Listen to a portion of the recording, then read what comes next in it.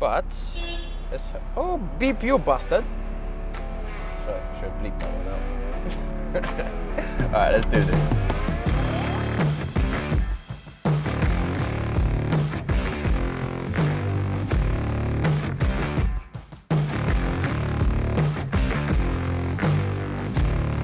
I have £10. So, yeah, there's top one. Thank you, mate. We could only afford the cheapest one. So, it's going to be a car wash, but maybe not the most prestigious one.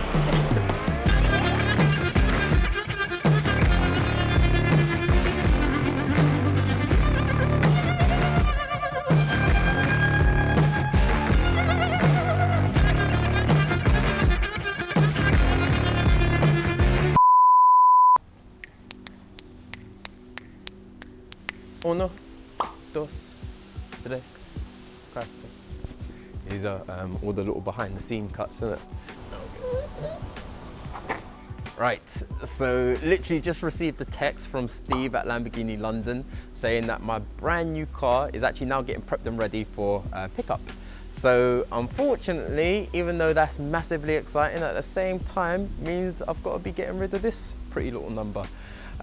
Which I've owned since around about December, and I know all the pros, all the cons about it, and bang for your buck, I don't think you can actually beat it when it comes to supercar ownership. The car was absolutely filthy. It's been sitting underneath a tree for about the past 5 days, so it was absolutely covered in sap. Took it to go and get some TLC. The car's off to Tom Hartley tomorrow, so this is actually my last day with it, so I'm going to try and enjoy it as much as I possibly can without going a little bit too reckless. Right, before we go into all the pros and cons of owning this car, we're going to talk about a few of the things that I'd actually done to make it personal to myself. So amongst all the car, you're going to see all of the badges. I've actually blacked every single one of them out. One other thing I've done as well, so you come around to the front, you see this badge also blacked out, Audi badge at the front. Now, this is one thing that I actually think is essential if you're going to buy one of these cars. First thing you should do is black out the front grille, because normally it comes with chrome trimming. Black out the whole thing, it looks 10 times better, and if you can possibly get away with it, don't put a plate on the front.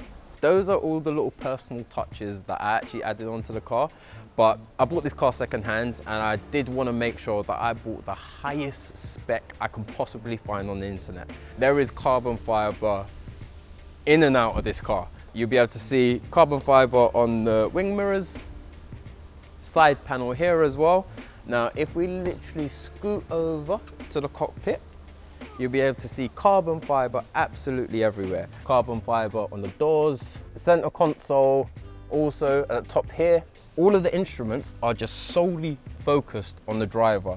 So when I'm sitting here, all I literally see is carbon. And that is exactly what I love. One of the major things when I was actually buying this car, my older brother used to have a V8 R8. Now, when he bought that car, he made sure it had a carbon fiber engine bay. So it was only right that I'd done the exact same thing.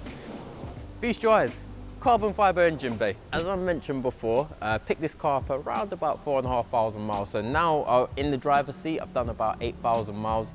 Driven it to Geneva and back, also went France, the Alps as well. So the car's well traveled now. So know all the little niggly things, all the pros and all the cons, but if there's one thing I will say about this car is for the money that you buy it for, and I bought this on the second-hand market, it was a while ago now, for around about 110 grand. You're literally out there spanking other supercars that are worth $250,000. In a straight line, this will spank a Huracan.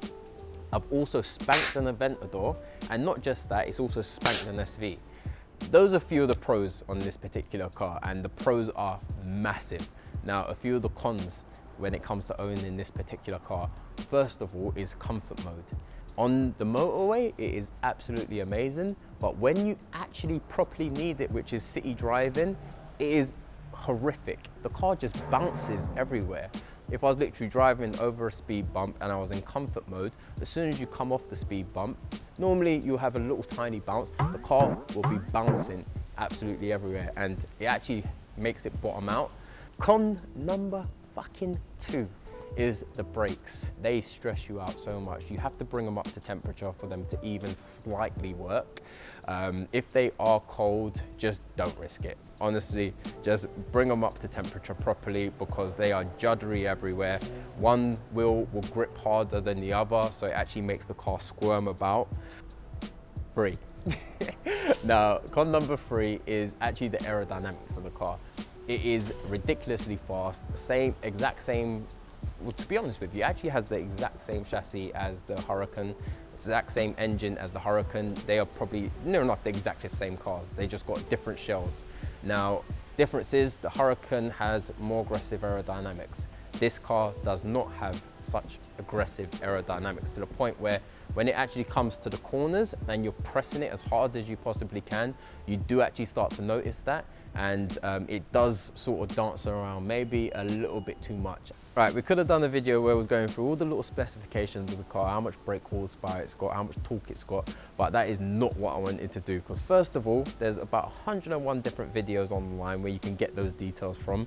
Second of all, this is all about me saying goodbye to my baby. I have absolutely loved it through thick and through thin, and there has been a few sketchy moments, but yeah, it would be a shame to throw this car wash to waste. Let's get some B-roll of it.